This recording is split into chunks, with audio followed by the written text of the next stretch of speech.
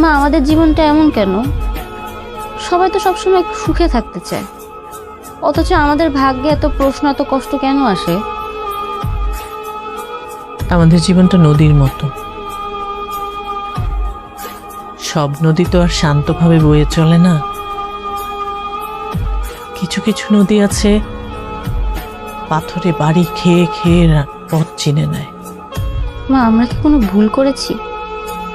না হলে বারবার আমাদেরই কেন সবকিছু হারাতে হয়? শুধু ভুল করলেই জীবনে কষ্ট আসে না, কষ্ট সবার জীবনে আসে। কষ্ট আসে মানুষকে শক্ত করার জন্য। আল্লাহ যাদেরকে বেশি শক্ত করতে চান তাদেরকে বেশি পরীক্ষায় ফেলেন। তাহলে আমার সুখটা কাদের জন্য? সবার জন্য। কারোটা আগে আসে, কারোটা অনেক ধৈর্যের পর। তবে যাদের সুখটা যত দেরিতে আসে তাদের সুখের গভীরতাটা অনেক বেশি হয়।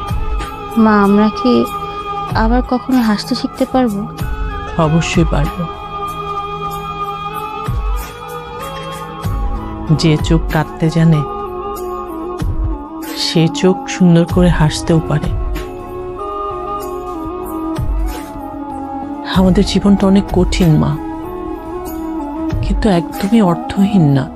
তাহলে আমরা কখনো হাল ছাড়বো না, তাই তো? একদম না। কারণ যারা হাল ছাড়ে না,